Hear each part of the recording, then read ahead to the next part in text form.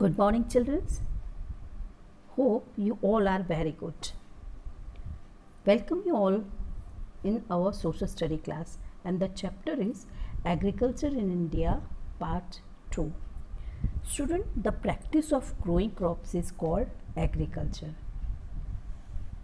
Agriculture has played a key role in the development of human civilization. In types of crops, we learned about food crops and cash crops. Now I am telling you what is kharif crops. Crops sown in the rainy season are called kharif crops, and the crops which sown in the winter season are called rabi crops. Clear students? अब आप रबी crops और खरीफ crops को पहचान सकते हो. Okay, today's topic is cash crops. I will teach you about the cash crops. Cash crops are the those crops that are grown for commercial purpose. Student, cash crop वो crops हैं जो कि commercial purpose से grow किए जाते हैं.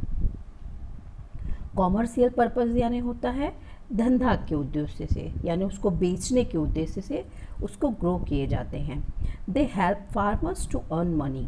Cash crops farmers को help करते हैं मनी अर्न करने में. Important cash crops of India are sugarcane, jute, cotton and oil seeds. Some crops are grown in special farms are called plantation. Student, कुछ crops ऐसे होते हैं जो कि स्पेशल फॉर्म में ग्रो किए जाते हैं, उसे हम प्लांटेशन कहते हैं. Plantation means crops growing of single on large areas for commercial purpose. Plantation का मतलब होता है ऐसे क्रॉप्स जो अकेले सिर्फ एक ही फसल उगाई जाती है और वो भी कॉमर्शियल पर्पस से.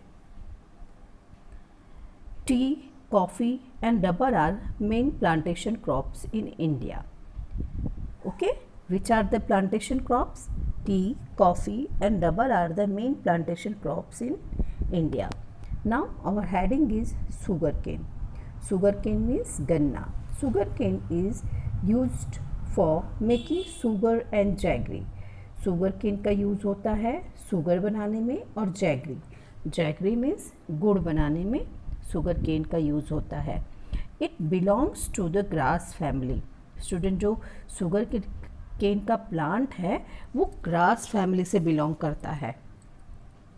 India is the largest producer of sugarcane in the world. World में इंडिया सबसे ज़्यादा शुगर केन ग्रो करता है. It requires fertile soil and hot and moist climate. Student, इसको ग्रो करने के लिए फर्टाइल सॉइल चाहिए और हॉट एंड मॉइस्ट क्लाइमेट चाहिए. मॉइस्ट मतलब नमी युक्त क्लाइमेट चाहिए. With plenty of water to grow, और इसे ग्रो करने के लिए बहुत ज़्यादा पानी चाहिए. It is mainly grown in Uttar Pradesh, followed by Maharashtra, Karnataka, Tamil Nadu, Andhra Pradesh and Telangana. Student, these are the places where sugarcane grow. Okay, now the next topic is jute. Jute is one of the most important natural fiber. Student, jute एक natural fiber है. It is called the golden fiber. इसे golden fiber भी कहते हैं and is used for making sacks, carpets, ropes, etc. और jute का use किसके लिए किया जाता है? सैक्स, बोरे के लिए, कारपेट के लिए, कारपेट यानी गलीचा जो बिछाते हैं, रोप्स रस्सी बनाने के लिए किया जाता है. It grows well in the hot and wet climate. It needs lots of water and high temperature to grow. इसे बहुत ज़्यादा पानी चाहिए और टेम्परेचर बहुत ज़्यादा होना चाहिए इसे ग्रो करने के लिए. The main jute producing states are West Bengal, Assam, Bihar and Odisha. Now next topic is cotton. Cotton is called the king of fiber. Cotton को king of fiber कहते हैं. It is a leading commercial crops grown in its variable fibre, ये बहुत ज़्यादा हमारे देश में उगाया जाता है क्योंकि इसका बहुत ज़्यादा वैल्यू है। Cotton is used for making cotton clothes, we know it better. It grows well in warm sunny weather and in dries area of black और एल्वियल सॉइल। इसे ग्रो करने के लिए कैसा सॉइल चाहिए? ब्लैक या एल्वियल सॉइल, और weather warm and sunny weather होना चाहिए। Now I am reading the states where the cottons are grown. States are Gujarat, Maharashtra, Tamil Nadu, Madhya Pradesh and Punjab are the major cotton producing states. Now our next topic is oil seeds. Oil seeds को तिलहन बोलते हैं student, जिससे तेल निकालते हैं वो। Oil seeds includes mustard, mustard मतलब सरसों, groundnut, sesame and sunflower. Oil is extracted from the oil seed which is used in cooking. Student जो ऑयल सीड से ऑयल निकलता है उसे हम कुकिंग में यूज़ करते हैं। They grow well in warm climate with moderate rainfall. Oil seeds कैसे क्लाइमेट में होते हैं? Warm climate and moderate rainfall. Moderate rainfall means जहाँ पे ज़्यादा ना ज़्यादा बारिश हो ना कम बारिश हो, ऐसे जगह पे ऑयल सीड्स होते हैं। They are grown in different part of the country. वो हमारे देश के कई भागों में ग्रो किए जाते हैं। Now the next topic is tree. Tea is one of the major cash crops in our country. India produces tea on a large scale. देखिए इंडिया में सबसे ज़्यादा टी ग्रो किया जाता है। In fact, India is the largest producer of tea in the world. World में T grow करने के मामले में इंडिया सबसे पहले है। T is the most popular beverage in India. Student हम देखते हैं कि टी बहुत ही पॉपुलर बेवरेज है। बेवरेज यानी any drink rather than water, जो ड्रिंक हम पानी के अलावा पीते हैं उसे हम बेवरेज कहते हैं। हम देखते हैं कि जो लोग काम करते हैं, बाहर जाते हैं या फिर कोई हमारे यहाँ गेस्ट आता है तो हम पहले उसको टी ऑफ़र करते हैं। तो ये टी जो है बहुत ही पॉपुलर बेवरेज है इंडिया में।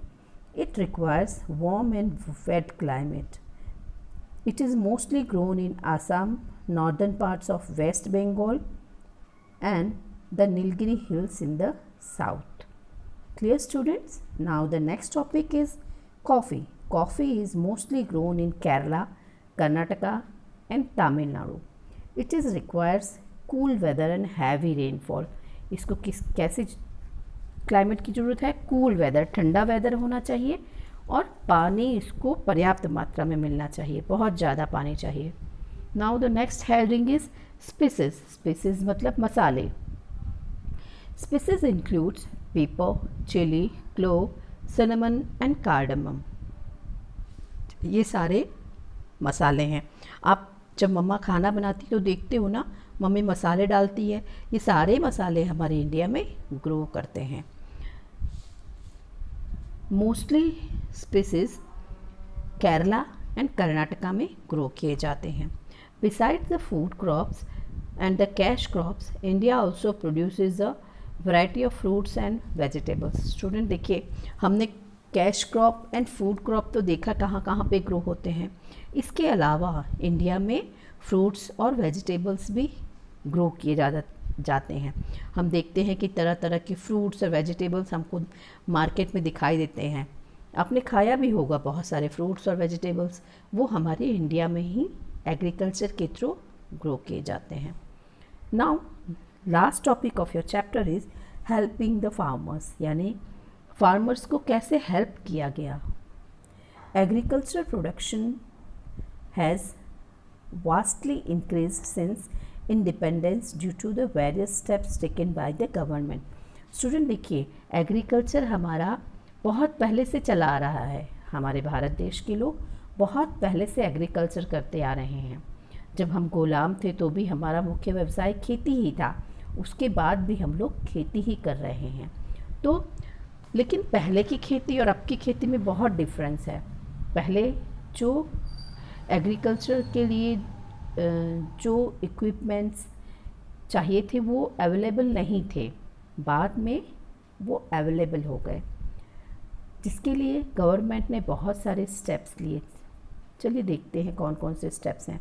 Many multipurpose projects have been launch to irrigate the farms. Student, बहुत ही मल्टीपर्पज़ प्रोजेक्ट्स लॉन्च किए गए इरिगेशन के लिए। इरिगेट करना मतलब सिंचाई के लिए। मल्टीपर्पज़ यानी एक ही मशीन से कई तरह के काम कर लेना। मल्टीपर्पज़ एक पर्पज़ से नहीं, बहुत सारे पर्पज़ से यूज़ किया जाता है। Farmers are being educated about the benefits of manures and organic fertilisers.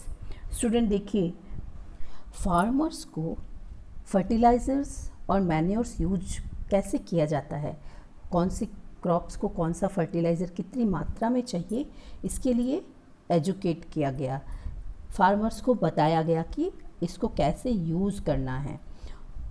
The government also provides loans to the farmers to buy modern agricultural tools and machines.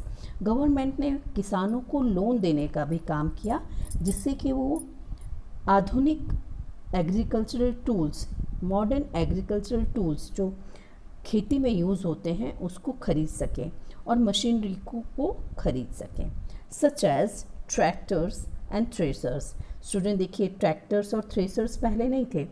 Tractors से जुताई अब होती है। पहले के लोग तो किससे जोतते थे खेत को? बैलों से जोतते थे।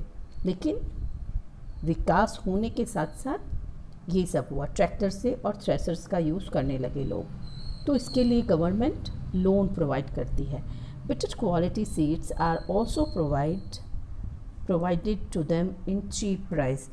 किसानों को गवर्नमेंट बहुत अच्छी सीड्स यानी बीज देती है कम पैसे में। Okay children, your chapter is over here. In the next video we will meet with a new lesson. Till then, take care, stay safe.